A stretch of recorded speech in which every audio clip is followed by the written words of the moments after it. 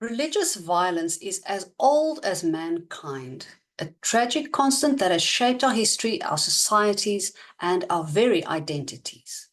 The story of religious violence is not only about destruction and suffering, but also about survival, adaptation, and resilience.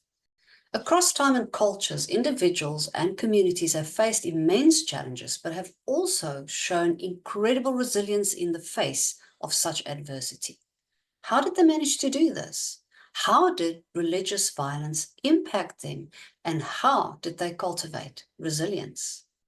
Throughout history, religious violence has taken many forms: crusades, inquisitions, genocides, and civil wars. These events, while rooted in religious zeal, were often driven by political, economic, and social factors. From the Roman persecution of early Christians to the European wars of religion, history is replete with examples where religious violence aimed to consolidate power, enforce orthodoxy, or eliminate dissent. But history also tells us how those affected found ways to endure, adapt, and thrive.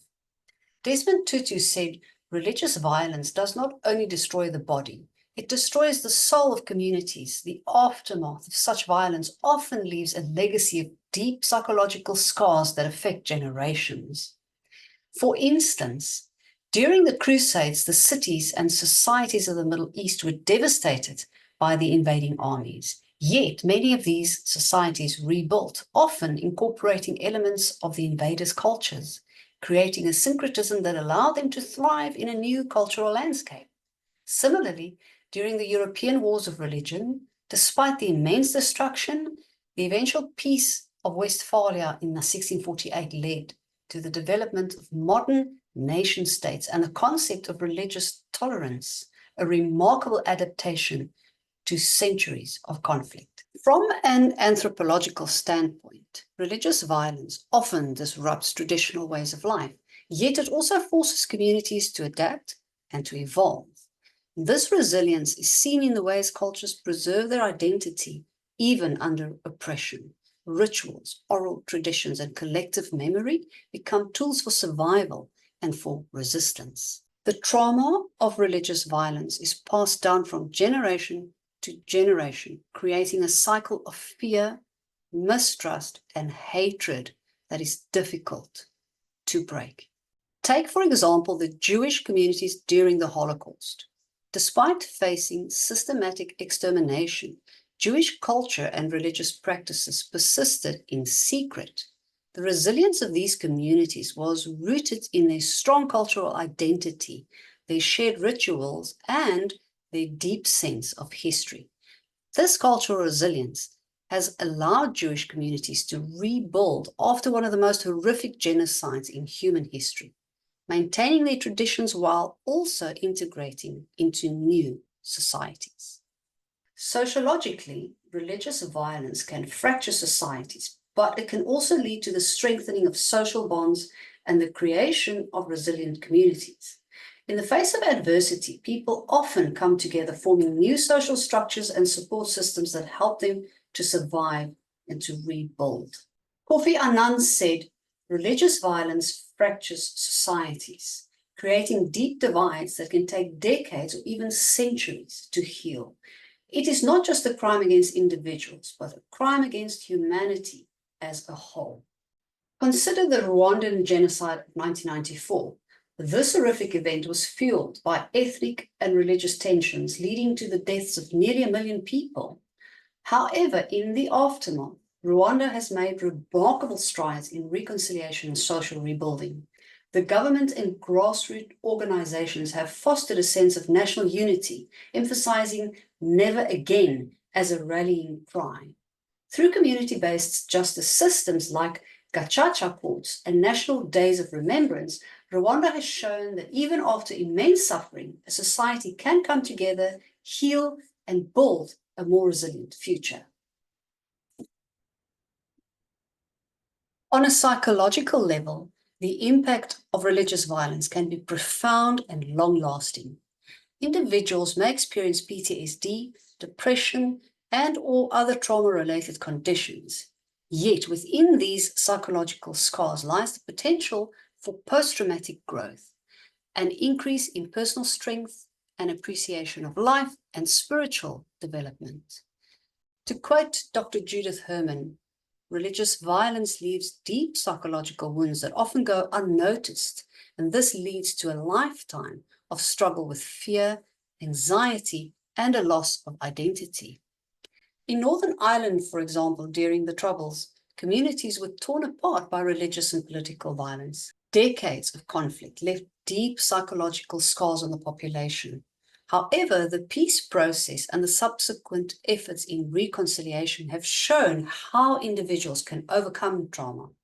Through counseling, community dialogues, and educational reforms, many have found ways to process their experiences, and that led to a more resilient and peaceful society that we see today. The Good Friday Agreement in 1998 was a turning point, demonstrating the power of psychological resilience when combined with political will and social support. Let's delve deeper into specific examples of religious violence from the past 100 years and examine how individuals and societies responded with resilience.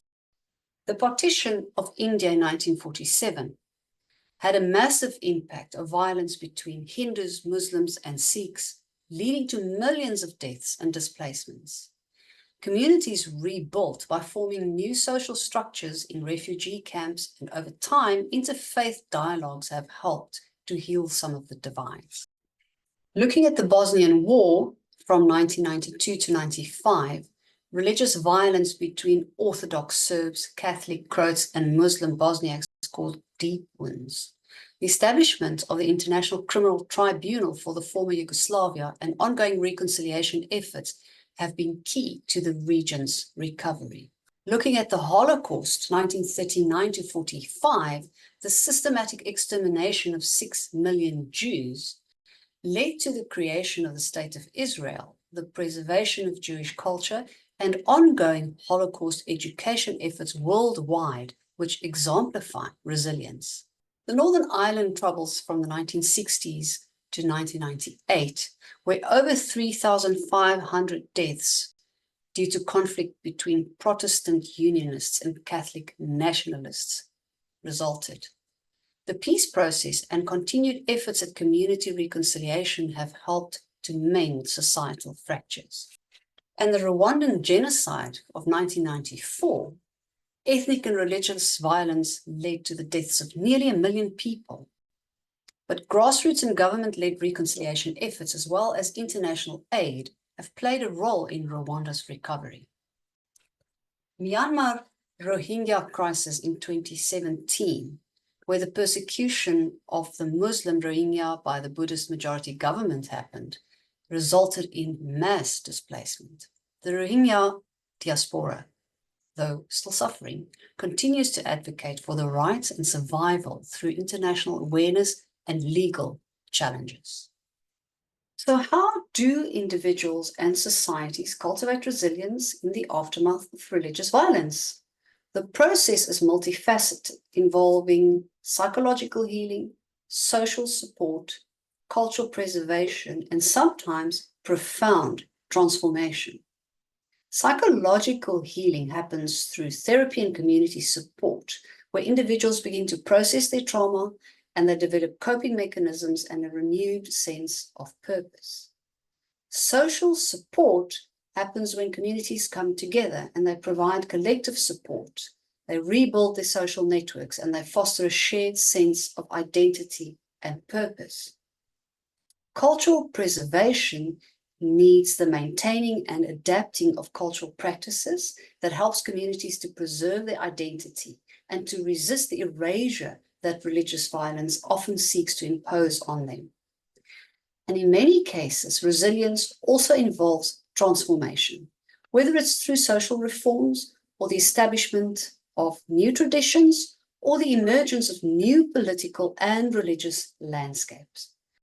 Pope Francis said, "Healing from religious violence requires more than just time. It requires dialogue, understanding, and a commitment to building bridges between communities." Religious violence, a dark shadow on the history of humanity, continues to challenge us today. Yet the resilience shown by individuals of communities throughout history offers a powerful testament to the strength of the human spirit. By understanding the past, fostering psychological and social resilience, and working towards a future of dialogue and mutual respect, we can not only begin to heal the wounds of religious violence, but we can learn a lot from the process and apply it to ourselves, our families, and to our communities. Religious violence is as old as mankind, but so is resilience. Let us learn from history, honor the resilience of those who came before us, and build a future where religious violence is a thing of the past.